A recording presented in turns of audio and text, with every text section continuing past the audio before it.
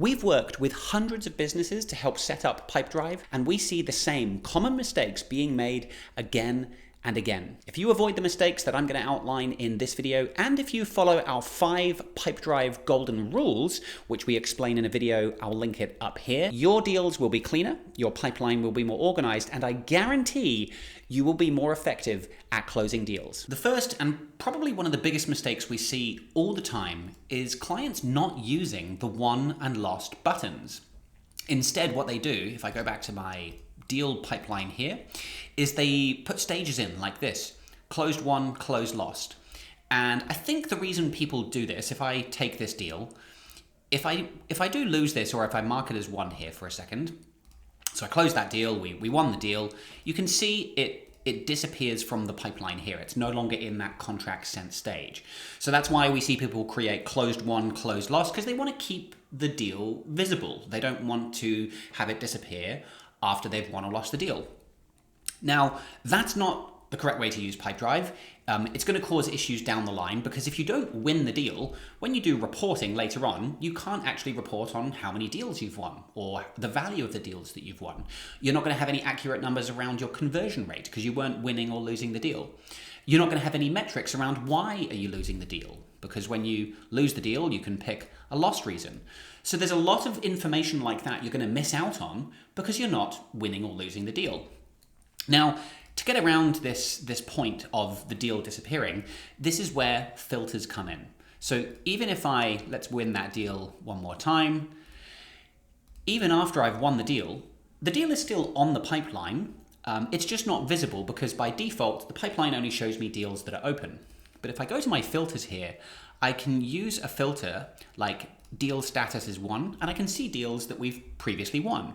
So they are still there, they're just not visible because they've been closed won.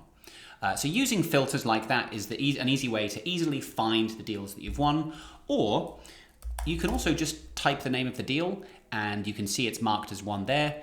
Deals are very quick to find through search as well. So take my advice, win and lose your deals. Do not, I repeat, do not use closed won, closed lost stages. I'm going to delete these stages now. This is not the correct way to use Pipedrive. Okay, number 2, and another very common mistake we see all the time, is people moving deals between pipelines. So you can either click and drag and you can move the deal to a new pipeline here, or from the deal screen, you can move it to a new pipeline here. The reason we see people do this is because when they win a deal or close the sale, they might have a separate pipeline for managing the project or managing order fulfillment or delivery. That's not the correct way to use Pipedrive. Instead, you really should be using the projects add-on here. Projects is where you can manage post-sale delivery or the operational side of the business after you've closed the deal. We have a separate video about how to use projects. Or the other thing we see people do is using a pipeline like this for renewals. So maybe you're signing somebody up to your service and that service renews every year. We see people moving the deal from the sales pipeline onto the renewals pipeline. Now, the reason this is an issue is, again, it comes back to reporting. If you've been moving deals from one pipeline to another, then you can't get accurate reports on deals that you've won or conversion rates for different pipelines. Now, some people tell me, well, I don't care about the reports anyway. But trust me, you're going to regret it. I've had lots of clients come to us and say, we want to get more out of the reports. We've paid for this tool and we're not getting good data out of it. Well, unless you set up Pipedrive correctly and you use it properly, you're not going to get reliable data out. So if you do need help with setting up your pipeline, making sure you're using it properly, book an introductory call with us using the link in the description below. We can learn more about how you're using Pipedrive and share some of our Pipedrive consulting and support services with you. Okay, number 3, another very common mistake and source of frustration with Pipedrive is duplicates, duplicate contacts and organizations. This most frequently occurs when creating a new deal. What we see people do is type in a name like Tim Cook and they see the suggested contact there, but instead of selecting the contact, they hit return on their keyboard, and you can see what I've done there, it's a bit subtle, is I've now created a new contact for Tim. Very easy mistake to make. What you need to do is type the name and then select the contact. That way we use the existing contact for Tim Cook and his organization here, rather than accidentally creating a duplicate. Now, if you do create duplicates, you can easily find those under Tools and Apps.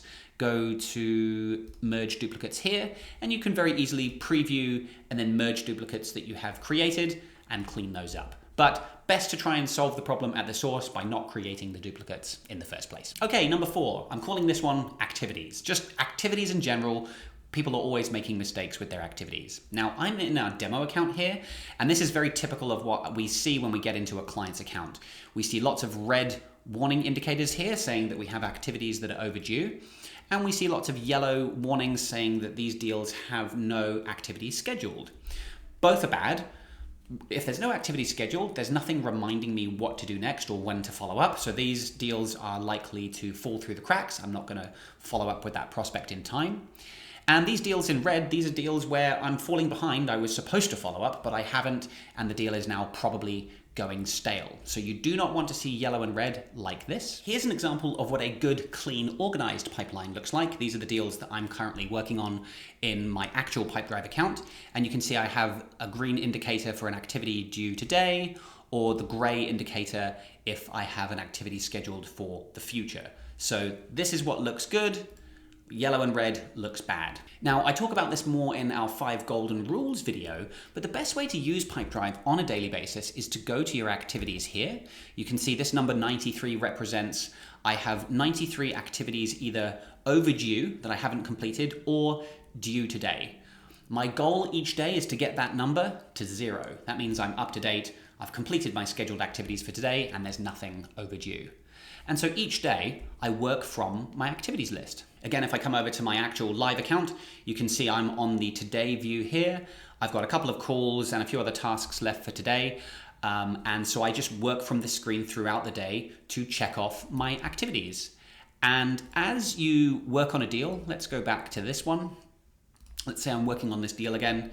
You know, let's delete that activity for a sec. Let's say I've got an activity due today to follow up with an email. What I simply do is I mark my activity as done, and you'll notice Pipedrive pops up this window. It's asking me, what's my next action? And so I'm going to follow up in a week from now with, let's just do another email. So as I'm completing activities, I'm scheduling my next one. That's the best way to make sure I avoid a situation where I don't schedule anything and then the deal falls through the cracks and gets forgotten about. And number 5, the 5th and final mistake here, if we go to our company settings and then lost reasons here, these are the preset reasons you can pick from when losing a deal. Now, the mistake, I call it a mistake, is that people have this option turned on, allow free-form reasons. I don't like this. In fact, I don't think this should be a feature because it means that salespeople can type in anything they want. And again, comes back to reporting. Because people can type anything, the reports just become a jumbled mess of lost reasons. My advice is turn that off and create a nice list that covers everything of these are the reasons we lose our deals. Force your team to pick one of those, and they can write in the notes or comments if they need to elaborate. Common loss reasons we see all the time: bad timing, don't respond, pricing issue, went with another option, or no specified reason maybe. But my advice, we do this for every client we work with, turn off, allow free-form loss reasons. It'll make reporting a lot cleaner.